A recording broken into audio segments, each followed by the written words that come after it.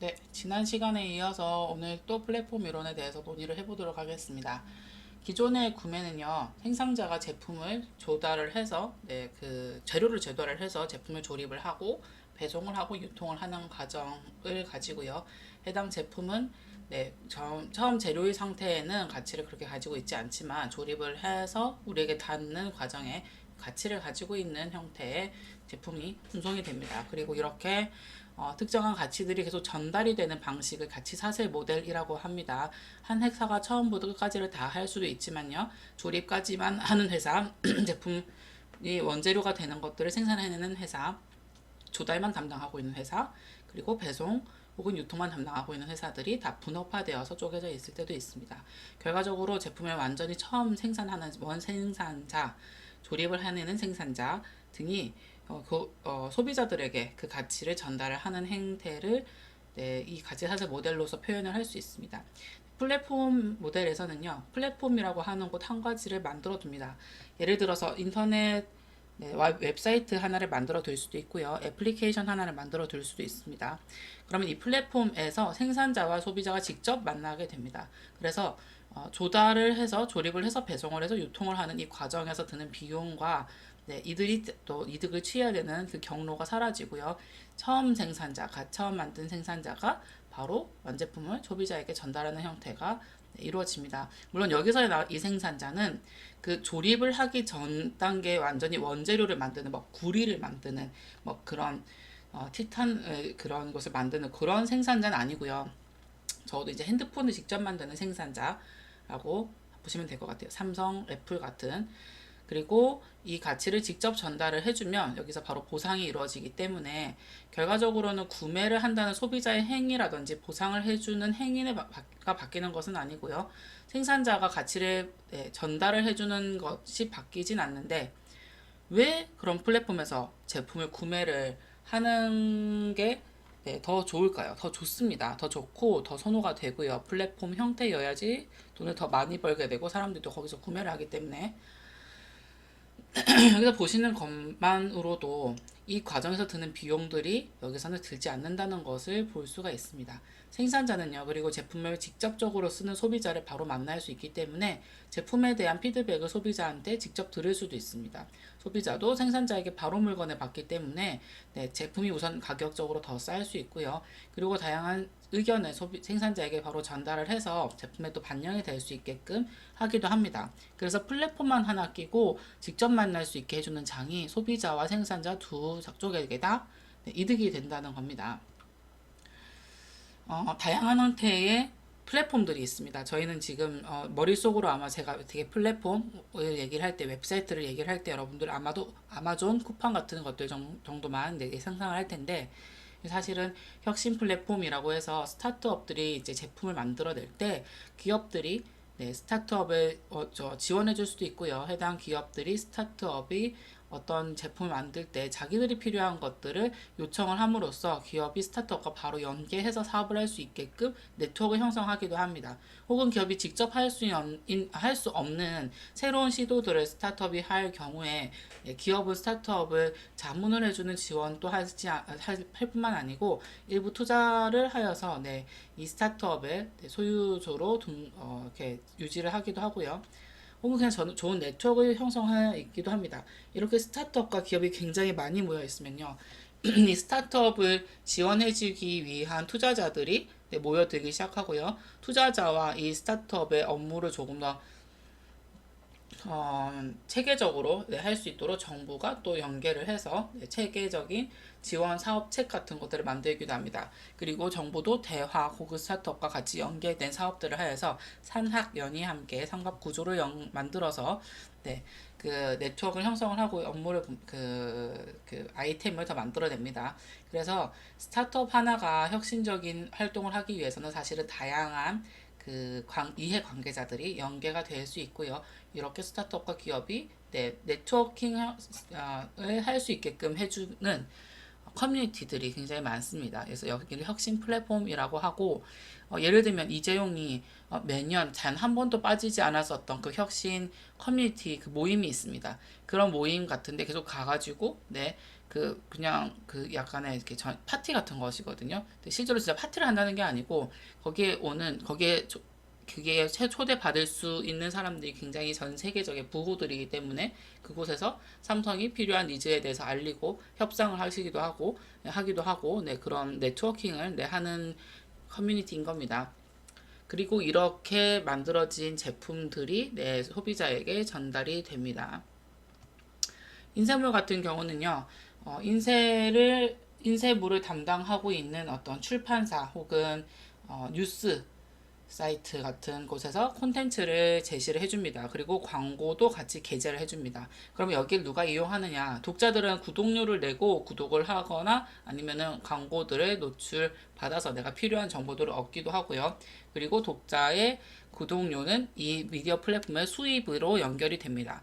광고주 같은 경우는 기사가 될 만한 거리와 광고를 제공을 해주고요. 그리고 광고를 게재할 수 있게끔 권한을 받습니다. 그래서 광고주가 내는 광고료도 수입이 됩니다.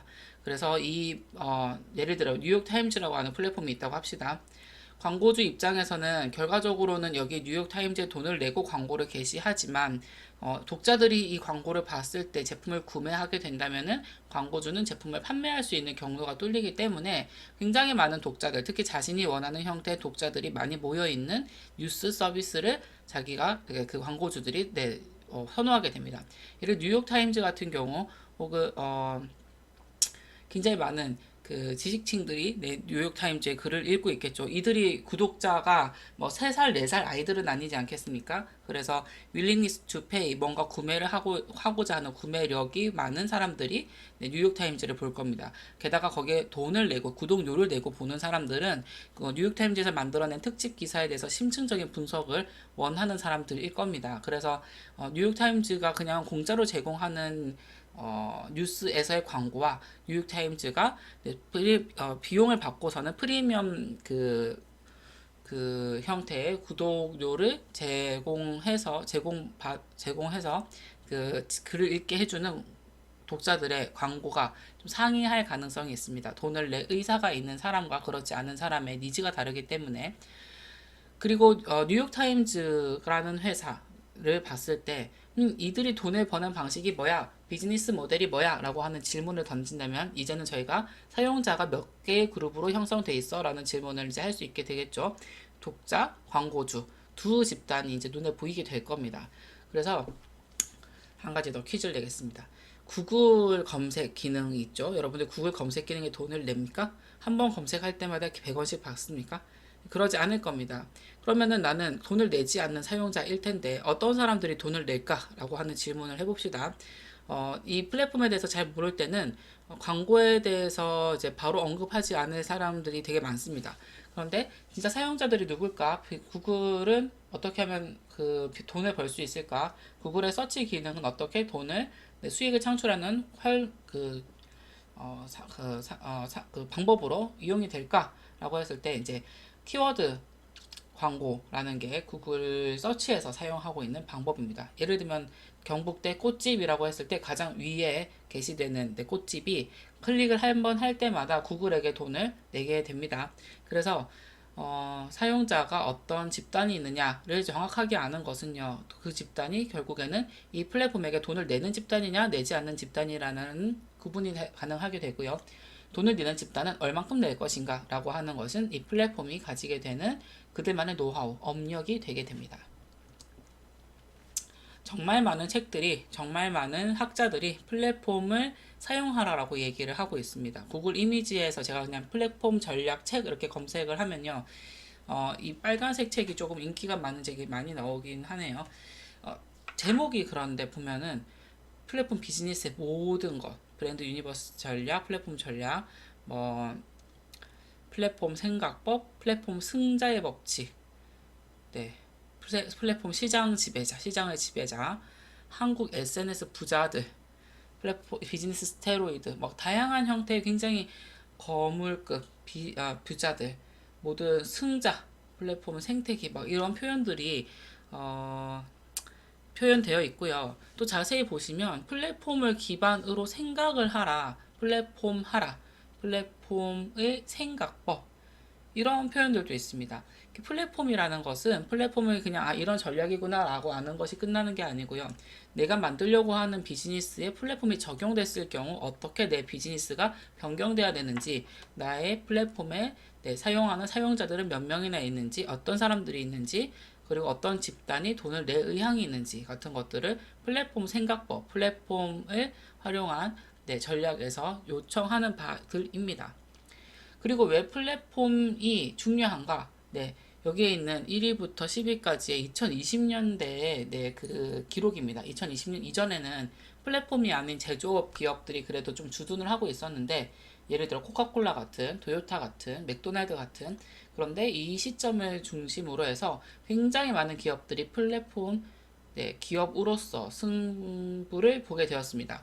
그래서 살아남는 정도가 아니고 이들이 그냥 거의 세계적 기업으로 급부상하게 됩니다. 과거에도 이 기업들은 있었지만 점점 시간이 지나감에 따라서 이들이 세계 1, 2, 3위, 4위, 6위, 7위 이런 순위를 차지하게 되는 것을 도저히 막을 수 없을 정도로 이 기업들이 급부상을 하게 됩니다.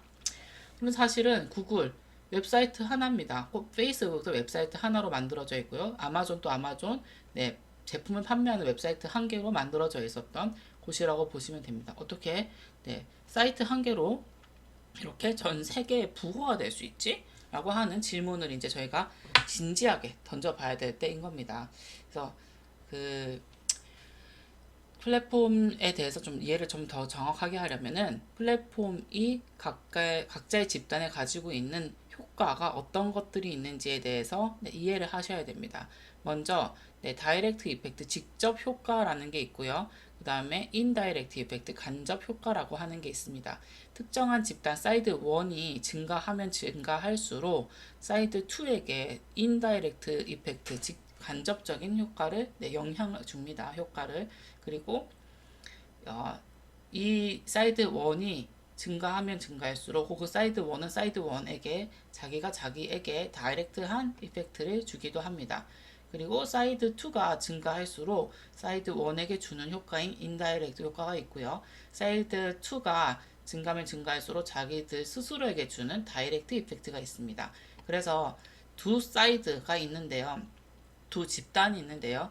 같은 집단끼리 영향을 주고받는다라고 해서 이 노란색 선에 해당하는 것은 다이렉트 이펙트, 직접 효과고요. 다른 집단에게 서로 간에 영향을 준다라고 하면은 크로스 사이드라고 해서요.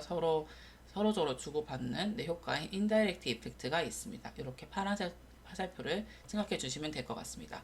그리고 이 이펙트는 다시 파지티브한 이펙트, 네거티브한 이펙트로 나뉩니다. 파지티브한 이펙트는 예를 들어 사이드 1이 증가하면 할수록 사이드 1이 사이드 1에게 직접 주는 효과인 직접 효과의 긍정적 효과를 의미합니다.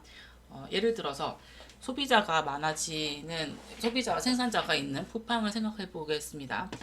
소비자가 사이드 1에 해당합니다. 소비자가 자기 소비자들에게 서로 간에게 어떤 효과를 영향을 미치는지에 대한 것이 바로 same side의 positive 이펙트라고 하면 할 수 있습니다.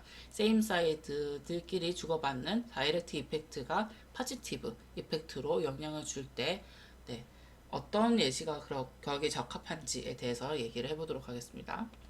일수록 소비자들끼리 어떤 좋은 점이 있겠습니까? 소비자가 제품을 구매했을 때요, 옷을 한 벌 샀는데 옷의 첫 번째 단추가 실이 거의 실이 거의 매여 있지 않는 겁니다. 그러면은 그 옷을 만든 업체에게 문의를 합니다. 첫 번째 단추가 계속 떨어진다. 근데 댓글이 한 개 정도가 이렇게 달려져 있어요. 아무런 피드백도 없습니다. 왜 이렇게 답장이 없으시냐? 그래도 답이 없습니다. 근데 만약에 소비자가 굉장히 많이 늘어납니다. 그래서 이제 생산자에게 문의를 합니다. 옷의 단추가 너무 잘 떨어진다. 두 번째 소비자도 옷의 단추가 너무 잘 떨어진다. 세 번째 소비자도 옷의 단추가 너무 잘 떨어진다. 그래서 생산자에게 끊임없이 옷의 단추가 너무 잘 떨어집니다 라고 얘기를 하면요, 생산자가 도저히 이 소비자들의 의견을 무시할 수 없을 정도의 파워를 느끼게 됩니다. 그래서 소비자들은 소비자들끼리 많이 모였을 때 결국에는 생산자들과의 관계에 있어서 자기들끼리 주고받을 수 있는 강력한 파워가 더 많이 형성된다라고 하는 게 긍정적인 효과로서의 영향이라고 볼 수 있을 것 같습니다. 소비자가 다른 소비자에게 발게닝 파워라고 하는 소비자의 입김을 더 영향을 줄 수 있게 되는 거죠. 많이 모였을 때는 그런 긍정적 효과가 있고요. 반대로 소비자가 굉장히 많이 모여 있어요. 그러면은 생산자가 1시간 안에 선착순으로 할인을 50% 해드리겠습니다 라고 합니다. 원래 소비자가 단 한 명밖에 없을 때는요, 생산자가 제시하는 이 시간 한에 한한 선착순 이벤트에 지원을 할 사람이 자기밖에 없기 때문에 굉장히 느긋한 마음으로 클릭도 천천히 해도 됩니다. 근데 만약에 소비자가 굉장히 많을 경우에는 이 시간에 제한이 걸려 있는, 그리고 혹은 선착순인 그 디스카운트에 먼저 빨리 클릭을 해가지고 그 도착을 해야지, 그 신청을 해야지만 이득을 취할 수 있게 되는 거지 않습니까? 그래서 소비자가 너무 많아질 경우는 소비자들 간에는 무슨 네트워크 효과가 효과가 발생합니까? 부정적인 효과가 발생합니다. 그래서 한정적으로 그 가격 할인 기회를 얻는다 같은 문제들이 발생할 수 있습니다. 판매자 같은 경우는요, 판매자가 많아지면 많아질수록 어떤 일이 생깁니까? 대부분 다 그냥 기습관적으로 내 같은 플랫폼에 이용하는 판매자가 굉장히 많아질 경우에는 가격 경쟁을 많이 해야 되기 때문에 판매자가 많아지는, 같은 판매자들 간의 집단은 네거티브한 효과를 기대할 수 있습니다. 그렇지만 또 그렇게 생각하기에는 저희가 납득이 안 되는 어떤 요소가 한 게 있는데요. 예를 들면 곱창 골목에 가면은 곱창집들이 굉장히 많이 늘어져 있습니다. 근데 저희가 이렇게 판매자들이 많아지면 많아질수록 판매자들 간의 가격 경쟁 같은 것들이 붙어서 네거티브한 다이렉트 이펙트를 주게 된다라고 설명을 할 수 있는데, 왜 가구 골목, 곱창 골목 같은 데는 많은 같은 종류의 가게들이 몰려 있을까요?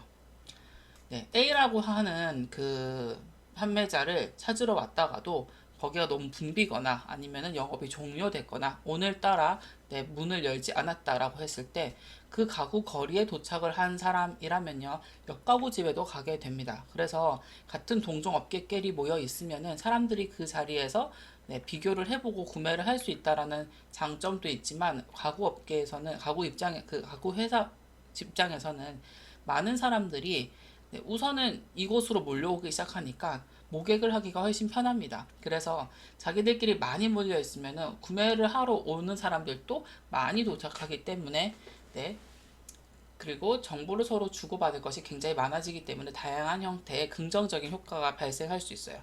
근데 이것들 중에서 다이렉트한, 서로 간에 주고받을 수 있는 다이렉트한 이펙트는 무엇이냐면, 예를 들어 어떠한 가구 회사가 올해의 색깔은 핫핑크래 라고 하면서 핫핑크 가구를 앞에다가 이렇게 착 전시를 해두는 겁니다. 옆에 가구점에서 봤더니 핫핑크를 딱 전시해두자마자 바로 어떤 손님이 와가지고 탁 사가요. 저게 지금 되게 핫한 색깔인가 봐 라고 하면서 그 유행을 따라서 자기들도 핫핑크 가구를 배치를 해둡니다.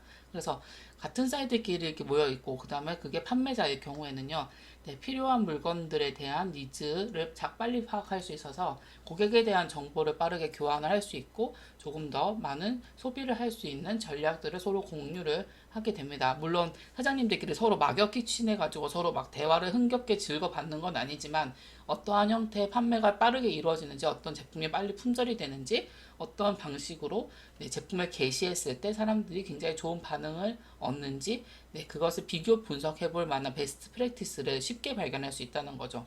그래서 같은 사이드들끼리 모였을 때 다이렉트 이펙트로서 긍정적 이펙트는 시장에 대한 정보 교환이 굉장히 빠르게 일어날 수 있다라는 점들이 있습니다. 네거티브 이펙트는 무엇입니까? 소비자들에게 같은 제품들이 딱 비교가 되기 때문에 특정한 제품을 유사하게 판매하고 있는데 A라는 회사가 갑자기 가격 500원 떨어뜨립니다. 그러면은 플랫폼 내에서 금방 가격을 비교하는 것이 가능하니까요. 만약에 웹사이트 한 개 한 개를 따로따로 들어가야 된다고 하면 특정한 웹사이트를 사람들이 모를 경우에는 내 고객이 안정적으로 유지가 됩니다. 근데 쿠팡과 같은 플랫폼에서는 그냥 검색 한 번으로 그냥 아래 위에 제품이 비슷할 때 가격이 비교가 직결적으로 되기 때문에 가격 경쟁이 너무 심화될 가능성이 있다라고 해서 판매자들이 느는 게 긍정적이기도 하지만 부정적인 효과도 가지고 있다라고 보시면 될 것 같습니다. 그리고 각자 서로 간에 주고받을 수 있는 영향력이 무엇인지에 대해서 얘기를 해보도록 하겠습니다. 네, 크로스 사이드는 판매자 입장에서 소비자가 많으면 많을수록 뭐가 좋습니까? 판매할 수 있는 제품이 많아지기 때문에 내 수익이 높아질 수 있어서 좋습니다. 소비자 입장에서도요, 판매자가 많아지면 많아질수록 어떤 게 좋냐면, 네, 제품을 고를 수 있는 선택권이 높아지기 때문에 좋습니다. 그래서 이 이후에 유틸리티에 대해서 다룰 텐데, 소비자들은 어떻게든 인간이기 때문에요. 인간은 굉장히 다양한 것들 사이에서 내가 선택을 할 수 있는 권한이 더 주어질수록 유틸리티가 높아지는 경향성이 있거든요. 그래서 소비자 입장에서는 굉장히 많은 제품들 중에서 자기가 최고의 제품을 골랐다 혹은 세리스팩션 만족할 수 있을 만한 제품을 골랐다라고 하는 점에서 네, 이득을 취할 수 있습니다. 하지만 네거티브한 이펙트도 있습니다. 예를 들어서 판매자 입장에서 소비자가 너무나 많을 경우에는요, 제품에 대한 요구사항이라든지 소비자의 권리를 주장하는 바가 너무 많아지기 때문에 그들의 얘기를 다 들어줄 수가 없어서, 그래서 소비자가 지나치게 많아지는 것은 판매자 입장에서도 네, 그렇게 좋지 않을 가능성이 있습니다. 소비자 입장에서도요, 판매자가 너무나 많아지면은 제품 중에서 어떤 것을 소비해야 될지에 대해서